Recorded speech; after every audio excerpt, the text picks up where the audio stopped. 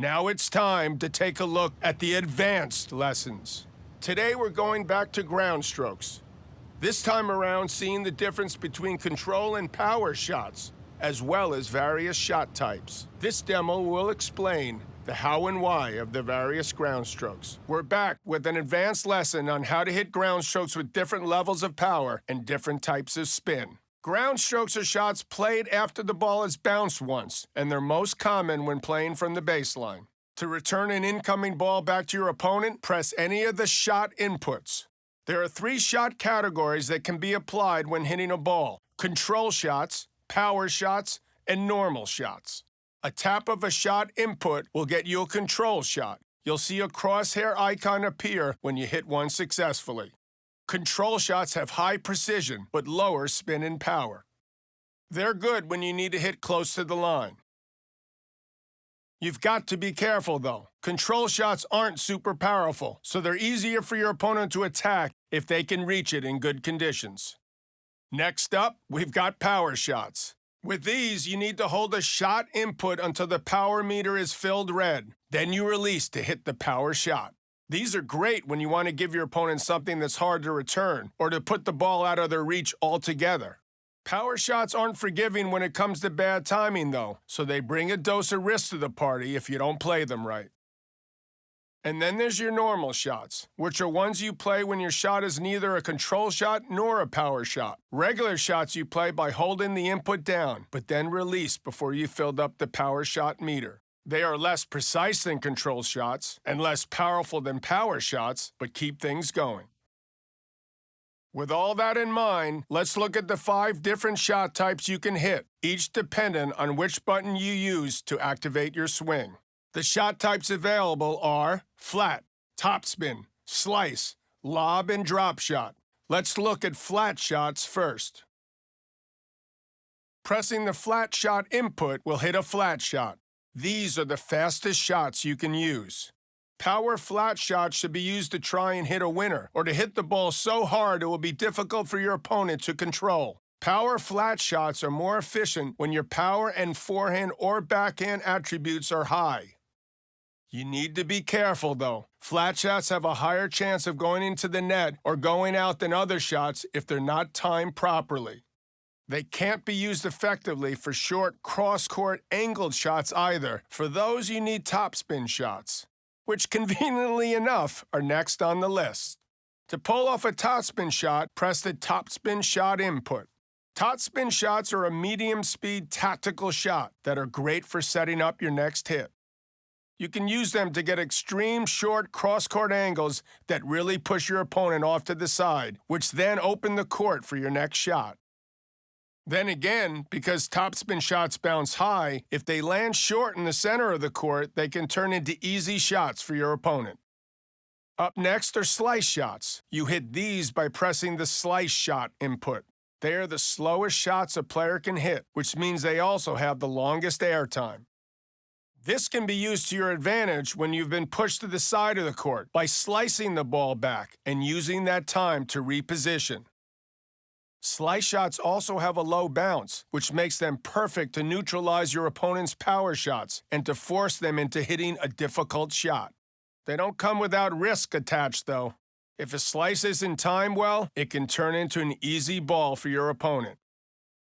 Next up, lobs. To hit a lob shot, press the lob shot input. These shots go high into the air. They're perfect for hitting the ball over the head of an opponent who's at the net. Just make sure that the lob you send goes far enough back into the court, or you risk setting your opponent up for an overhead smash. One last special shot type, the drop shot. To deliver one, press the drop shot input. A drop shot is a difficult shot to make, ideally landing right on the other side of the net and bouncing low. They're best used when your opponent is far behind the baseline or not expecting a drop shot. A good drop shot forces them to move inside the court and can really upset the dynamic of a rally to set you up for winning the point. A mistimed drop shot will likely result in an easy shot for your opponent. Drop shots are easier to pull off when you receive a slow ball that you can hit in good conditions. Okay, so let's recap on everything we just learned. Okay, so I know that was a lot of information. Do you want to watch the demo through again? Start off by hitting some control shots. Be sure to quickly tap the shot input to hit a control shot. If you hold it for too long, you will get a more powerful shot.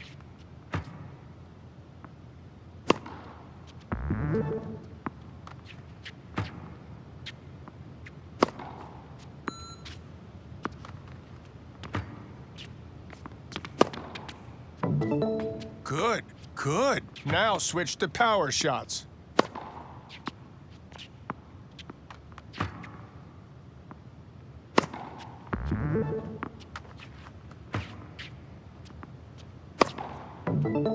Okay, now aim specific shots and nail some quality timing. Next up, let's hit some deep, flat power shots. Try to avoid no man's land. Keep moving and stay in position.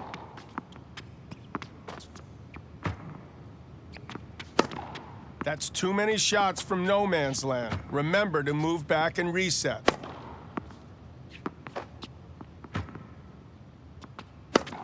Keep trying.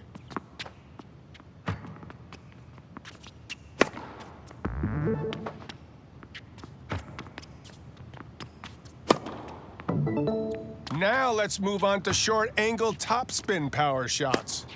Really great shot.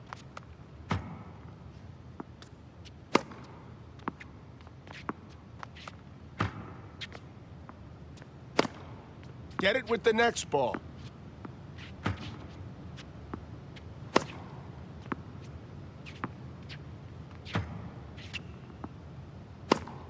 Keep at it.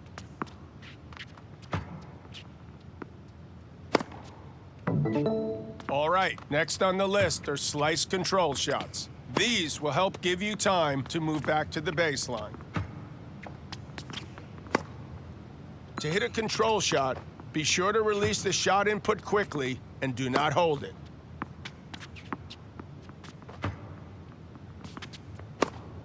Don't hold the shot input for that long. Try again, but release the shot input quickly for a control shot.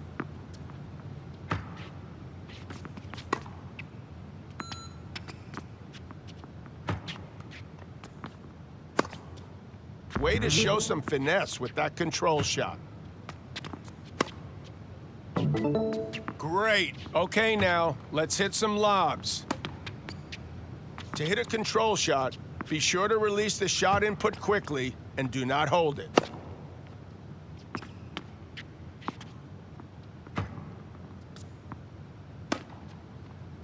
Be sure to quickly tap the shot input to hit a control shot. If you hold it for too long, you will get a more powerful shot.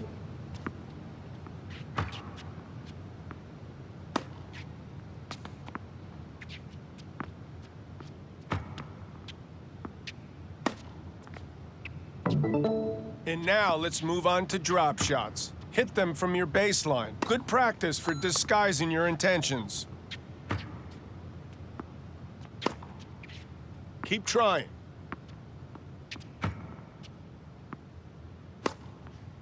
Great. Nice aim.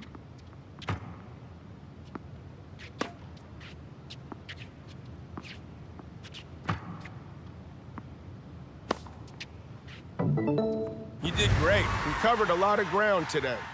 Lots of information on when and how to use the various shots of tennis.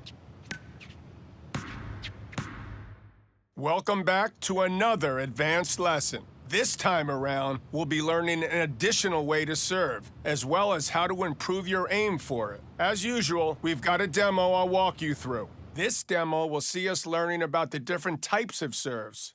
There's two ways open to you to serve the ball. In addition to using the serve input for a normal or power serve, as we saw in the basic lessons, you can also use the advanced serve input for an advanced serve. Let's check out the differences. First, here's a refresher on how you hit a normal serve. You can tap one of the serve inputs to hit a low power serve.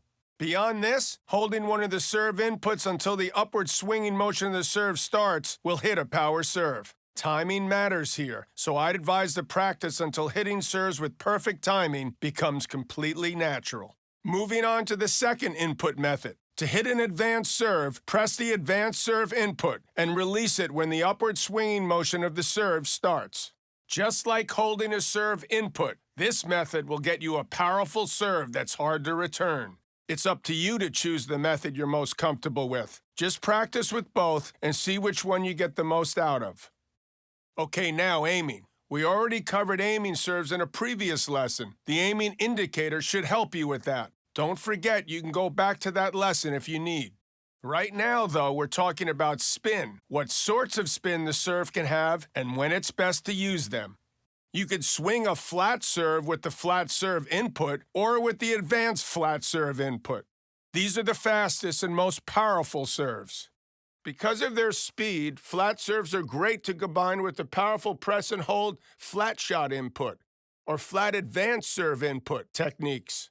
Conversely, they're harder to aim close to the line and more likely to go out, so use them wisely. Next, topspin serves. You can initiate these with the topspin serve input or with the topspin advanced serve input.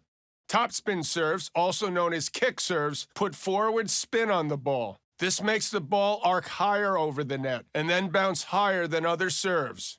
Because of that high arc, topspin serves have a lower chance of going into the net and are easier to keep inside the service box. The high bounce can also push the returner back and make the serve difficult to return with power and precision. Finally, the slice serve. To hit one of these, use the slice serve input or the sliced advanced serve input. Slice serves put side spin on the ball. This means you can use them to move your opponent out of their comfort zone and open the court for your next shot. Okay, so here's the overview of everything we've just covered. Are you ready to practice some serves? Or do you want to watch the demo again? Let's warm up with something you're familiar with, the normal end power serve.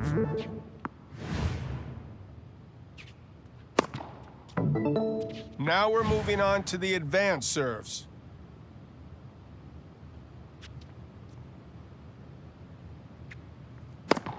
Get it with the next ball.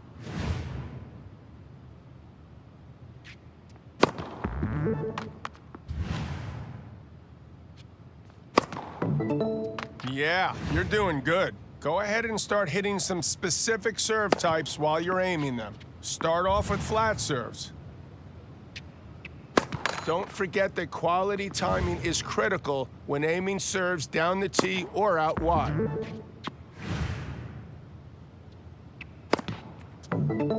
All right, now hit a few topspin serves.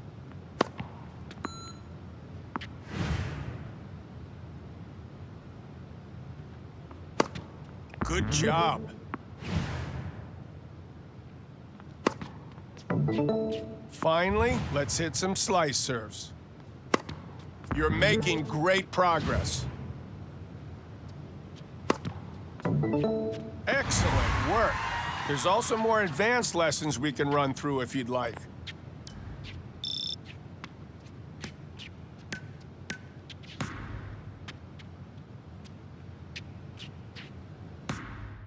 Nice to see you. Back for another advanced lesson. This time teaching you about volleys and how to move to the net in a hurry. My guys have been busy with another demonstration, this time called volleys, and how to hit them. So we're talking volleys now. This demo will see us go over the different types and when's best to use each. Basics first, though. What are volleys? Volleys are shots taken before the ball bounces, generally taken from the front half of the court, between the service line and the net. To trigger a volley, use one of the volley shot inputs when hitting a ball before the bounce. There are 4 types of volleys: standard, power, control, and drop. Standard volleys are started with the standard volley input. They're great when you need some pace on the ball, but can't afford to make a mistake with a higher risk power volley. Standard volleys aren't as precise as, say, a control volley, though, so you run a greater risk of them going out when you're aiming near the line. Use the power volley input to perform a power volley. You can use power volleys to punish your opponent when they returned a weak shot high over the net within your reach. Power volleys executed in these conditions are powerful, fast, and difficult for your opponent to return. Control volleys are on the control volley input. They're not overly powerful, but give you a good amount of precision in most situations. They're pretty useful to return a low or powerful ball, so you can take advantage of their high precision. A control volley is slower than other volleys, though, so you can set your opponent up for an easy shot if your aim's off. Finally, if you want to place the ball very close to the net on your opponent's side, you can perform a drop volley by using the drop volley input. Drop volleys are a great option when your opponent is at or behind the baseline and you receive a slow ball. It forces them to run forward to get to the ball and to hit a weak shot that's easy for you to put away. They're a tricky shot to hit, though. You've got to time them well, or you'll start losing points. Before you leave, let's talk about when you should and shouldn't use a volley. You want to be moving to the net when you've put your opponent in a difficult position and expect to receive a slow and high easy ball for you to put away to win the point. If your opponent is out of position, moving forward and hitting the ball back before it bounces lets you play an easy volley to the open court before they can reposition. Most times, that's a winner. You can also take a chance and come to the net when your opponent isn't out of position to put them under pressure and force them to miss. It's a risky tactic, but it can throw some opponents off. Just know that it's most likely to work if you have a high volley attribute and you can hit your volleys with good timing. Make mistakes and you'll be forced to play some difficult volleys, which you'll likely miss or give back to your opponent on a silver platter. Here's a recap on the different types of volleys. We can run through that again if you want, or otherwise, it's on with the show. Start off by hitting with any of the volley types. Really great shot.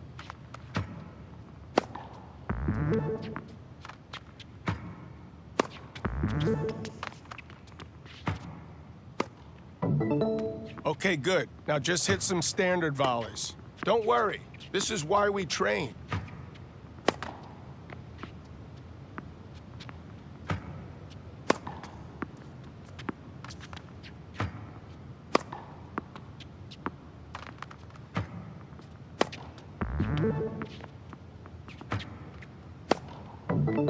Time to switch it up. Hit power volleys deep into the opponent's court. Good job. Now hit control volleys near their sidelines.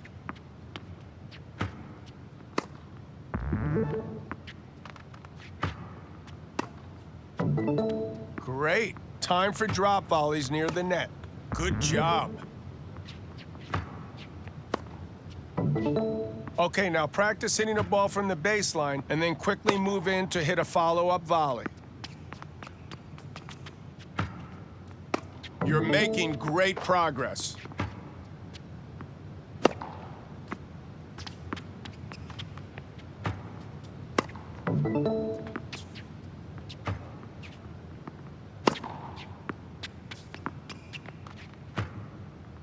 Really great shot.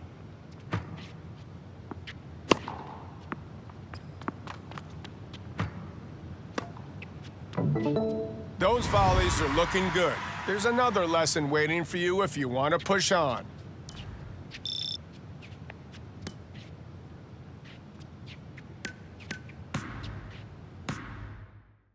Hey, welcome back. Today we're talking about returning your opponent's serve. The next demo is going to explain where you should stand to return a serve and where you should be aiming your return. In this lesson, we're talking positioning, where to stand to return a serve, and where to aim your returns.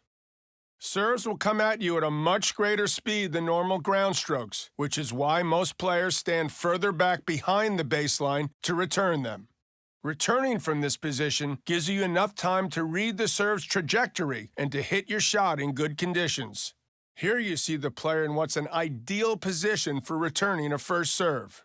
To return a second serve or a slow serve, though, you may choose to stand close to the baseline. This will be harder for you to time correctly, but you can take time away from your opponent as they transition from their serve and get ready for your return. Only do it if you're in your stride with the timing. Keep in mind, too, that the reflexes stat affects your ability to hit fastballs, like first serves, with precision and power. Watch this player hit the return when the ball is on the rise, taking time away from their opponent. Another way you can make a returner serve difficult for the server is to hit it deep into their court. By hitting the ball deep with your return, they will have to quickly reposition or hit the ball close to the bounce. As we've seen before, it's always harder to hit the ball when it's bouncing close to you. See how this player is returning near the opponent's baseline? Watch how the opponent's next shot gets hard to control. Here's what you should be taking away from the lesson. Hope it all went in. So that's service returns. You can head out to practice, or we can run it again for you. Okay, go ahead and start further back. Allow yourself some extra time to nail your return.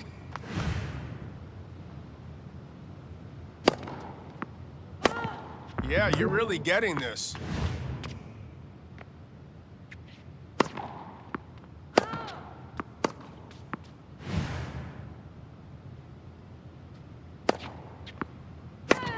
Good job.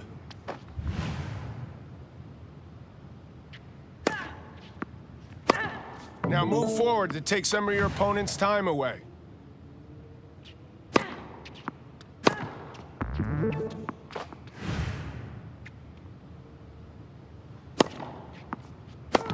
Those backhands are great.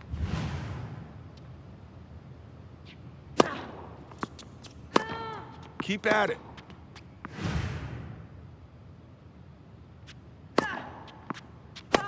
Great. Nice aim.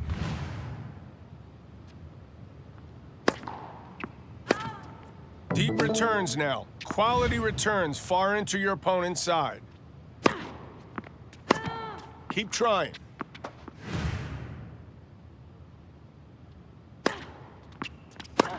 Get it with the next ball.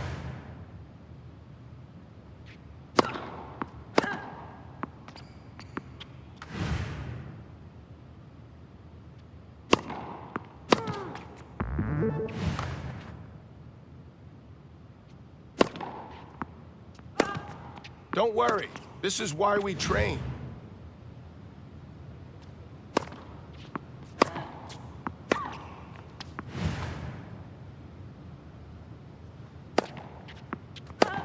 Keep trying.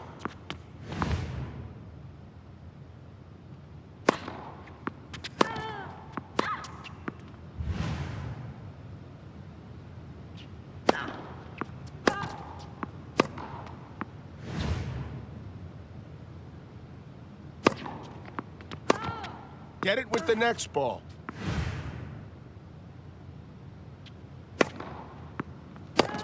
Look at that backhand.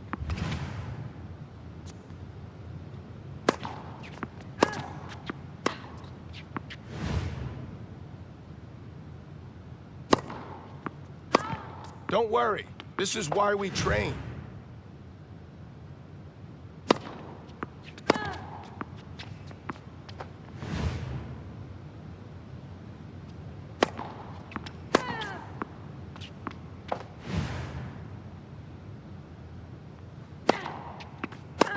Keep at it.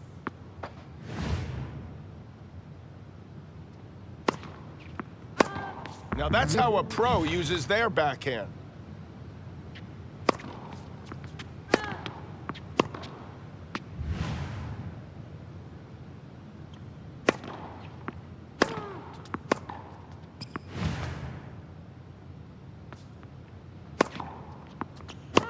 You've done great here. I'm happy with all of that.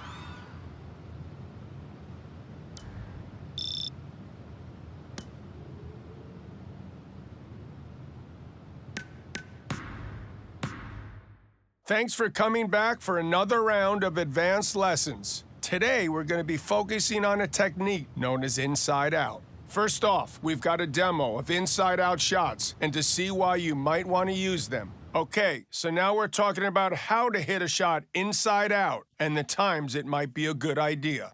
So what does inside out mean? Well, basically, it's when instead of just hitting the ball, you run around it first and hit with the opposite swing. So if the ball is coming to your backhand, you run around it and then hit it with the forehand. To perform an inside-out shot, you press the inside-out input while pushing the move input toward your desired hit position. That'll make you run around the other side of the ball's trajectory and hit from the opposite wing. Watch how this player moves around this backhand and hits with the forehand instead.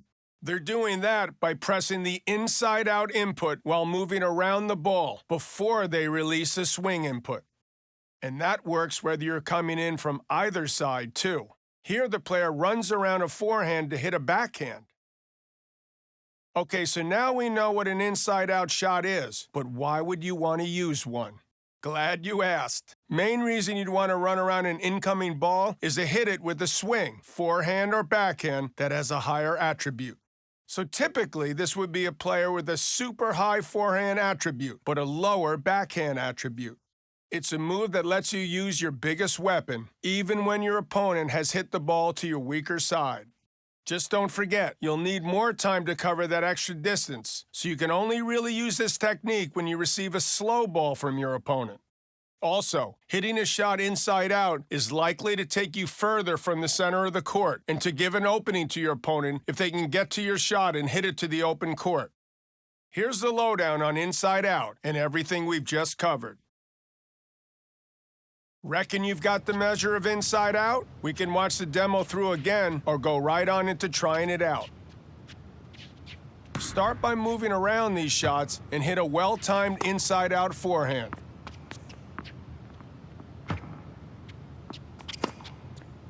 Don't forget to run around the ball and hit it inside out.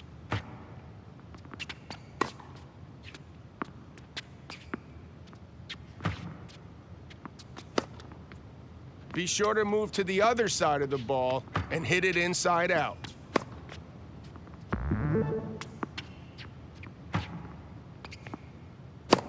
Great work.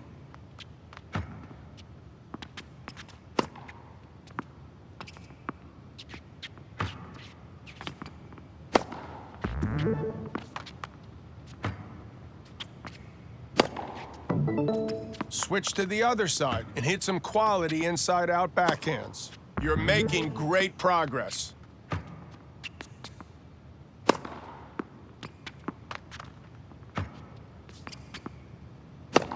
Those backhands are great.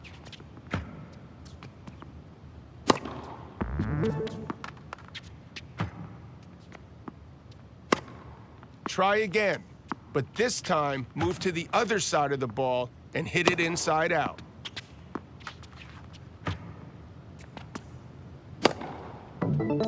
Good job. Inside-out shots are a powerful weapon, but it's important to understand when it's best to use them.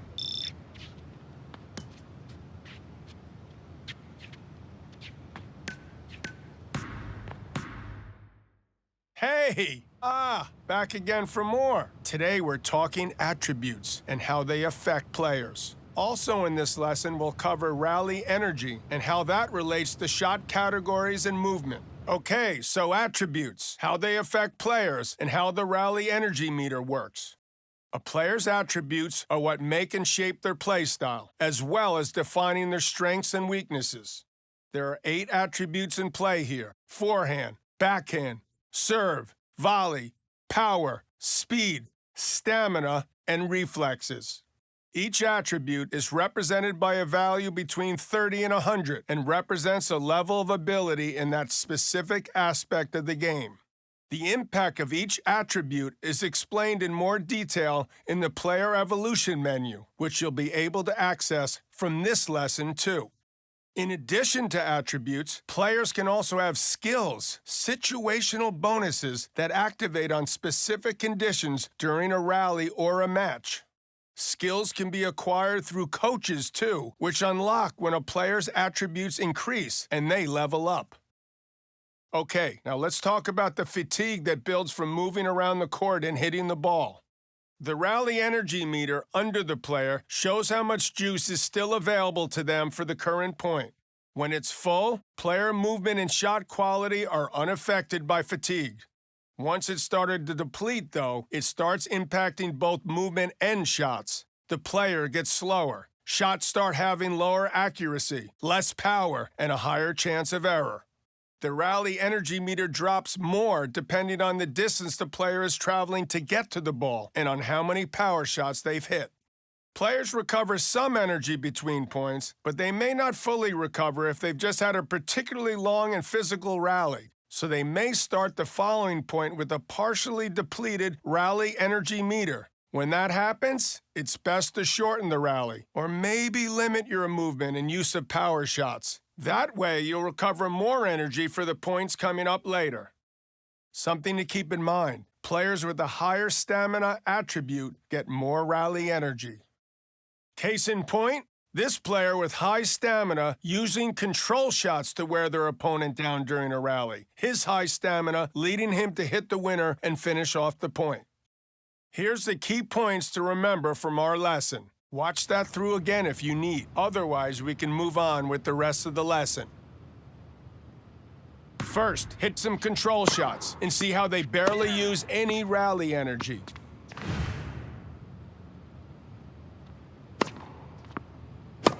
To hit a control shot, be sure to release the shot input quickly and do not hold it.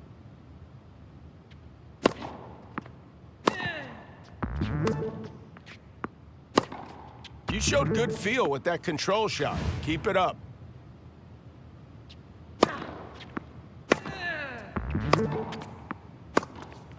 That's how you hit control shots.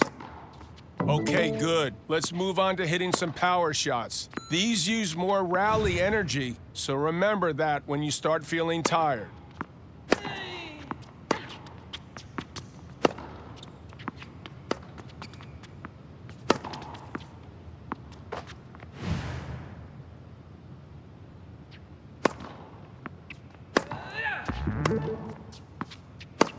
Keep trying.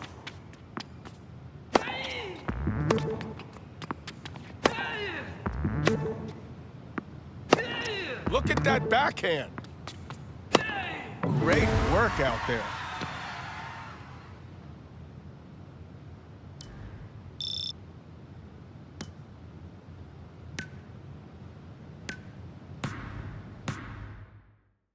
It's all led back up to this. Hope you're as excited about this one as I am. Time to face an opponent again. I want you to remember what you've learned about the various shot types for ground strokes, volleys, serves, and returns. As always, don't rush your shots and hit with quality timing. Start by serving to your opponent.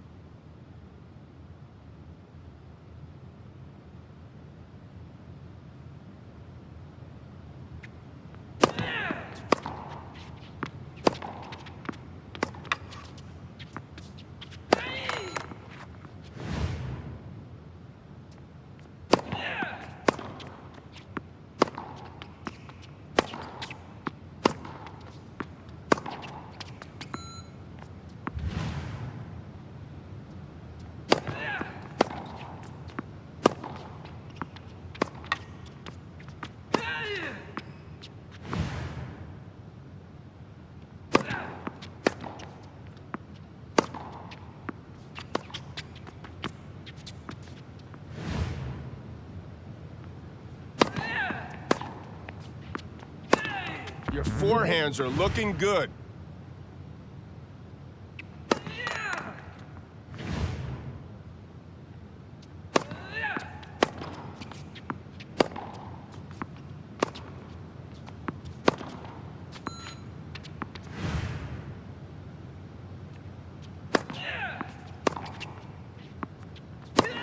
Yeah, you're really getting this.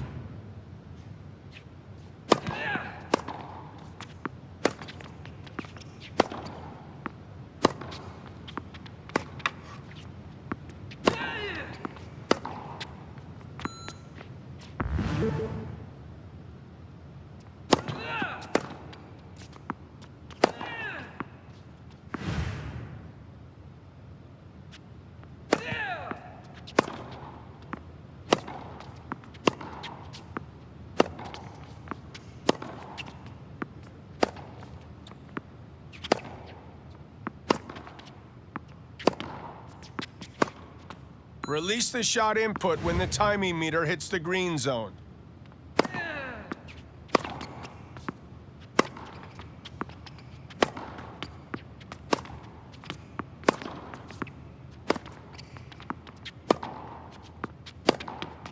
we're going to start returning your opponent's serves. Remember to position well and try to return deep.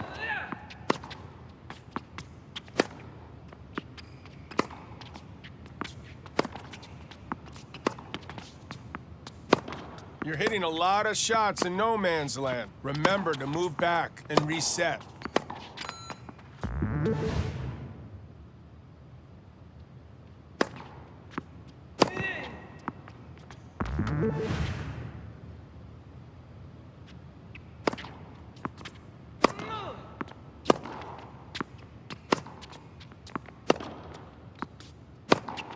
Love the way your forehands look.